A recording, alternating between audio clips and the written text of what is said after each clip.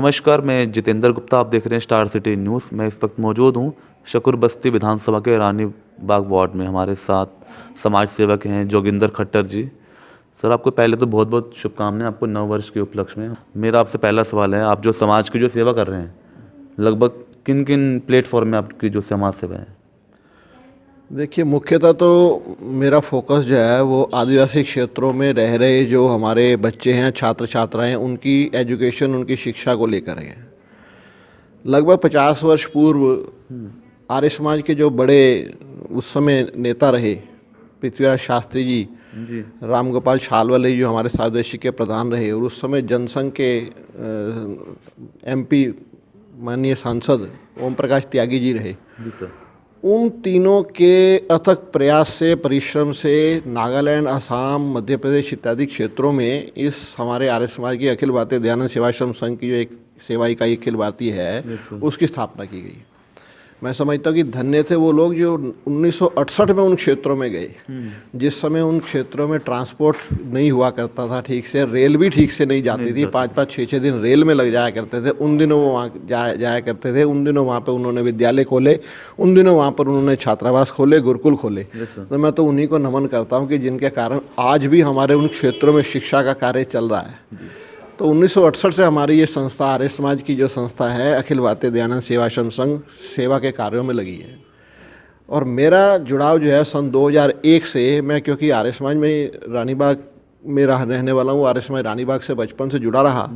तो हमारी ये पीछे माता जी की आप तस्वीर देख रहे होंगे, माता प्रेमलता शास्त्री जी, इनके कारण, इनके कार्यों को देख करके मैं प्रभावित हुआ। उस समय ये माता जी जो है वो 65-66 वर्ष की थी, और उस समय उनके घुटने काम नहीं करते थे। और 65-66 वर्ष की आयु में भी उस समय उनका नागालैंड के दौरा करना और आसाम में जाना, झारखंड में जाना, उड़ीसा में जाना, बिहार में जाना, मुझे बड़ा प्रभावित किया है कि एक माता जी, बुजुर्ग माताएं होकर के 65-66 वर्ष की आयु में ये सेवा कर सकती है, वहाँ इतनी दूर जा सकती हैं।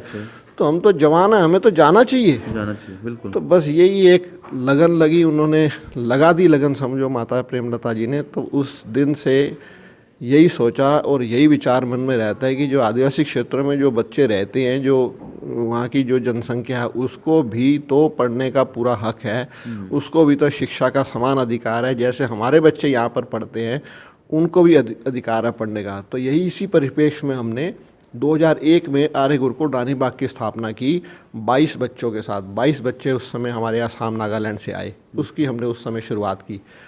शुरू में चैलेंजेस थे हमारे, 2-3 साल हमें चैलेंज रहा कि क्या करेंगे बच्चे, कैसे, किस स्कूल में जाएंगे पढ़ने के लिए। हम इनको यहाँ बुला लिया, बुलाने के बाद हम इनको शिक्षा कैसे दे पाएंगे। खाने पीने की हमारे सामने बड़ी समस्या थी, क्योंकि लोगों को दिखता नहीं था काम के, हम इनको क्यों दान दे, चावल क्यों दे, आटा क्यों दे, दाल क्यों दे। लेकिन हम लोगों ने फिर उनको बुलाया कि आप आओ, देखो, अपने आँखों से देखो कि यहाँ क्या कार्य हो रहा है। खैर, इसके बाद हमें हमारे पब्लिक स्कूल पंजाबी बाग ने हमें सपोर्ट की, और जितने भी हमारे बच्चे थे उनको उसमें एडमिशन दिया। बहुत बढ़िया सर। और ना केवल एडमिशन दिया, उनकी फ़ीस माफ़ की। बस यहाँ से हमें हौसला बढ़ा, उत्साह बढ़ा कि जब फ़ीस माफ़ बच्चों की हो जाएगी तो उसके बाद के जो खर्चे हैं वो उठाने में इतनी दिक्कत नहीं। और रानीबाग और आसपास के क्षेत्र के लोगों ने पूरा उत्साह से हमारा साथ दिया। आज हमारे पास 80 बच्चे पिछले साल हमारे पास थे। सर। और इस समय क्योंकि कोविड का टाइम है, तो हमने छोटे बच्चे कोविड से पहले ही, लॉकडाउन से पहले ही उनको घर भेज दिया था, ताकि वहाँ पर वो गांव में आज भी वो ज़्यादा सेफ़ है। वहाँ भी इस समय वहाँ पे कोरोना की स्थिति बहुत ज़्यादा सुधरी हुई है बजाय दिल्ली के। तो यहाँ पर अभी फ़िलहाल हमारे 9 से लेकर 12 तक के बच्चे इस समय रह रहे हैं, और ऑनलाइन क्लासेस ले रहे हैं, क्योंकि उनके गांव में ऑनलाइन क्लासेस की सुविधा नहीं थी।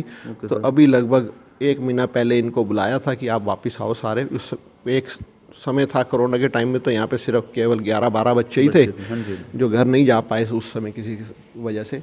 तो ये स्थितियाँ रही।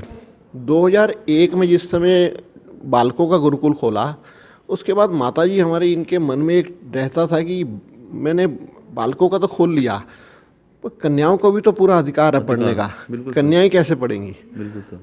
तो 2009 में वहाँ से लगभग 18 कन्याएं आई आसाम से, और यहाँ पर आकर के उनकी शिक्षा दीक्षा इत्यादि शुरुआत हुई। 2010 में हमें DDS ये वाला प्लॉट मिला ओके। और बहुत लोगों ने उत्साहपूर्वक सैनिक विहार, रानी बाग, मुल्तान नगर, इस क्षेत्र के लोगों ने बड़े उत्साह के साथ इस बिल्डिंग के लिए दान दिया। और बिल्डिंग 4 मंजिली बिल्डिंग आपके सामने है कन्याओं के लिए। तो यहाँ ये बच्चियाँ इस प्रकार लगभग 66 बच्चियाँ इससे पहले यहाँ पे कन्याएं पढ़ रही थी कोविड से पहले। तो इस तरह से ये शुरुआत हुई और हमारे इस समय आसाम, नागालैंड, मध्य प्रदेश, राजस्थान, झारखंड, उड़ीसा और उत्तर प्रदेश इत्यादि क्षेत्रों में हमारे 12 विद्यालय बड़े चलते हैं जो 12वीं तक के हैं। CBSE शिक्षा के भी हैं और साथ में आसाम बोर्ड के भी हैं। और इसके साथ साथ लगभग 16 विद्यालय हमारे जो हैं वो 10वीं तक के हैं। कुछ 5वीं के हैं और कुछ 10वीं तक के विद्यालय हमारे यहाँ पर चलते हैं उन्हीं क्षेत्रों में। और इसके साथ ही जब 2010 में हमारे महाशय धर्मपाल जी जो MDH के स्वामी हैं वो इस संस्था के प्रधान बने। Okay sir.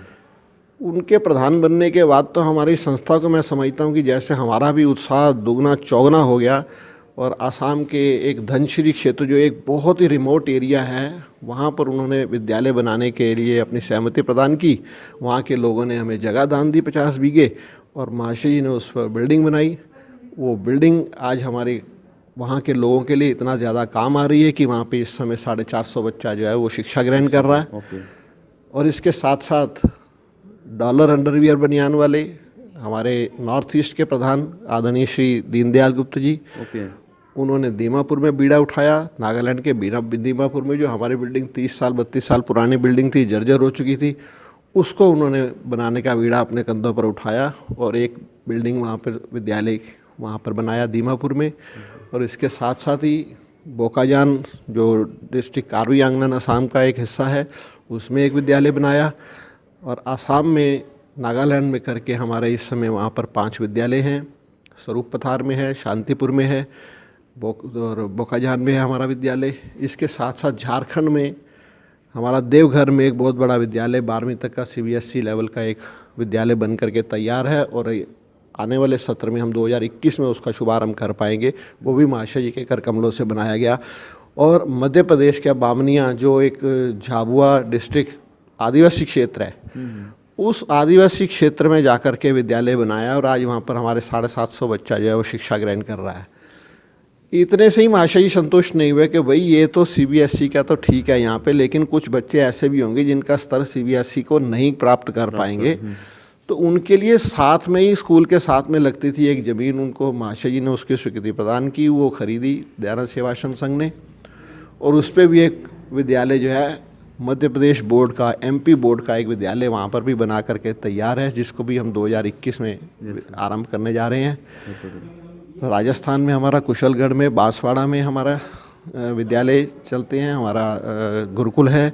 और थांदला झाबुआ के जो थांदला ज़िला है सबसे पहला वहाँ पर गुरुकुल बनाया गया था। स्टार्टिंग वहीं से की गई थी 1968 में। उसके बाद दीमापुर में स्टार्ट किया और फिर तो हमारे आज भारत के 9 आदिवासी राज्यों में, 9 क्षेत्रों में, 9 राज्यों के आदिवासी क्षेत्रों में हमारी विद्यालय चलते हैं। और इसके साथ साथ अभी हमने 2 साल पहले एक प्रोजेक्ट और लिया, बालवाड़ी प्रोजेक्ट, जिसे हम एकल विद्यालय के नाम से जानते हैं। उन क्षेत्र आज हमारी 51 बालवाड़ियाँ हैं। Okay sir.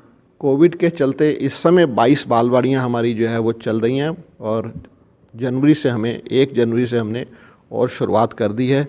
51 बालवाड़ियाँ हमारी चलती हैं भारत के 9 राज्यों में। सर, इस कोरोना संकट आप देख रहे हो लगातार पूरे विश्व में आज जारी है, तो इसको लेके आपकी क्या सेवाएं रही सर?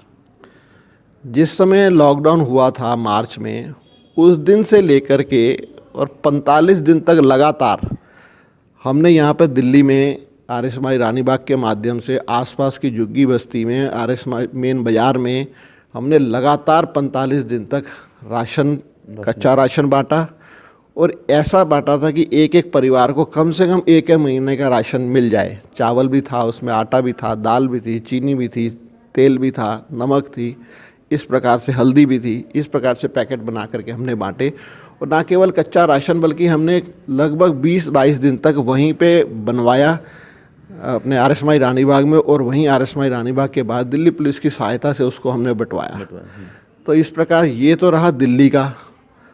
अब लोगों को ये लगा कि शायद केवल और केवल दिल्ली में हमारा काम चल जाएगा, लेकिन हमें दिल्ली में काम करने के बावजूद भी हमें चैन नहीं आया। तो हमने असम में, नागालैंड में, झारखंड में, मध्य प्रदेश में हमने वहाँ के 4200 परिवारों को राशन बांटा जी। बहुत बढ़िया। उस समय एक हमने जो इंस्टॉलमेंट कह लो अप्रैल में बांटा, और उसके बाद क्योंकि लगता था कि शायद ये कोरोना ख़त्म हो जाएगा जल्दी, लेकिन वो जब जून तक भी ख़त्म नहीं हुआ तो हमने एक बार अप्रैल में बांटा, जून में दोबारा हमने फिर वहाँ पर बांटा, ताकि उन परिवारों को एक बार तो राशन मिल गया, लेकिन उसके बाद 1-1.5 महीने के बाद लोग क्या करेंगे। तो हमने जून में फिर से वहाँ पर राशन बांटने का कार्य किया, ताकि लोगों को कोई परेशानी असुविधा ना हो, वो भी भूखे ना सोएं। तो इस प्रकार हमने ये कार्य किए। और इसके साथ साथ दिल्ली में हमने 12,000 फेस शील्ड जो है वो एमसीडी के तीनों मेयर्स को बुला करके, हनुमान रोड हमारा हेड ऑफिस है, वहाँ पर हमने तीनों मेयर्स को बुला करके 12,000 हमने फेस शील्ड भी बांटी थी। धन्यवाद आपका सर स्टार सिटी न्यूज़ में समय देने के लिए। तो ये हमारी सीधी बात जोगिंदर खट्टर जी से, स्टार सिटी के साथ मैं जितेंद्र गुप्ता हूँ।